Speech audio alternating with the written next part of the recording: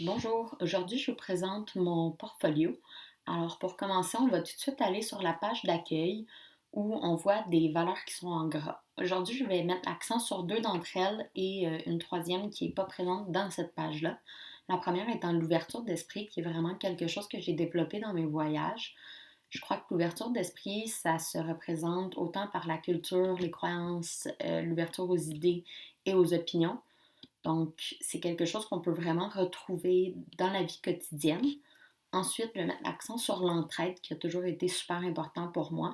J'ai toujours aimé aider les autres, que ce soit des élèves, des collègues, des amis ou encore des personnes qui sont dans le besoin. Puis je pense que c'est vraiment important à développer en classe pour obtenir une belle cohésion du groupe.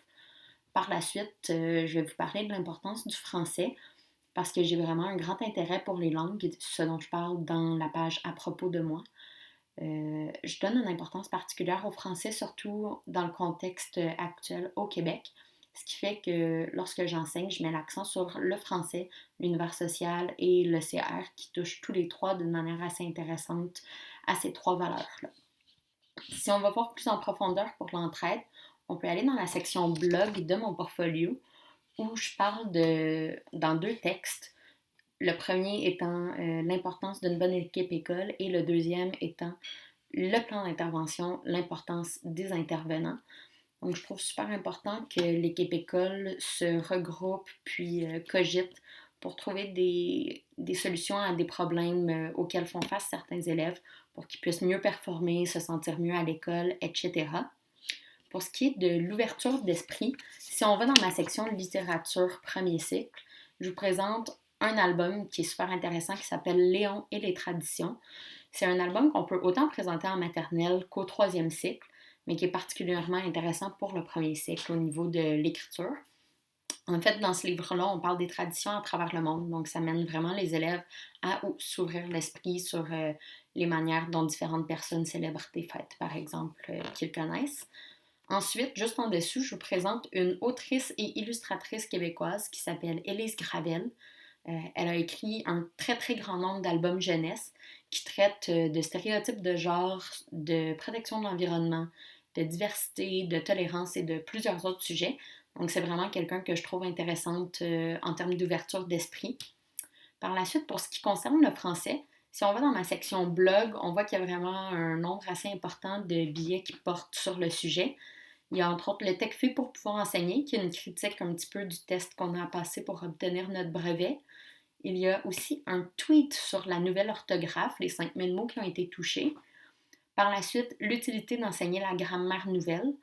Et pour faire aimer l'écriture aux plus réticents, j'ai écrit un billet sur l'écriture numérique et multimodale dans le cadre d'un cours universitaire, mais qui se révèle très intéressant justement pour venir en aide à ces élèves-là. Si on peut approfondir davantage le français, dans mon onglet Stage 4, à la toute fin, je présente mon projet de développement personnel et professionnel qui traite des ateliers d'écriture pour faire aimer encore une fois l'écriture à ceux qui aiment un petit peu moins ça ou ceux qui ont plus de difficultés. Pour répondre à la question, pensez-vous avoir besoin d'encadrement ou d'accompagnement lors de vos premières années en enseignement? Je pense que oui, je pense que toutes les finissantes et tous les finissants vont avoir besoin d'accompagnement parce que même en 4 stages qui ont été super formateurs d'ailleurs, on a toujours des points à améliorer. Entre autres, moi j'ai discuté avec mes enseignants associés de stage 3 et 4 de l'évaluation qui était un élément qui m'inquiétait beaucoup.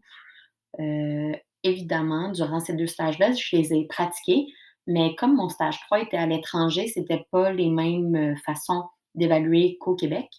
Puis comme le stage 4 a été écourté près de moitié, j'ai pas pu poser toutes les questions que je voulais à mon enseignante associée. J'ai pas pu explorer tout ce qu'il y avait à explorer non plus.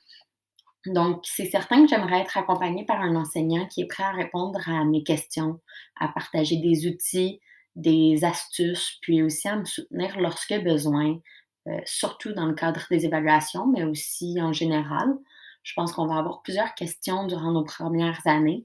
En tout cas, pour moi, c'est certain. Il y a aussi les conseillers pédagogiques que j'espère qu'ils vont être super, compréhensifs avec la situation qu'on a vécue, cette année.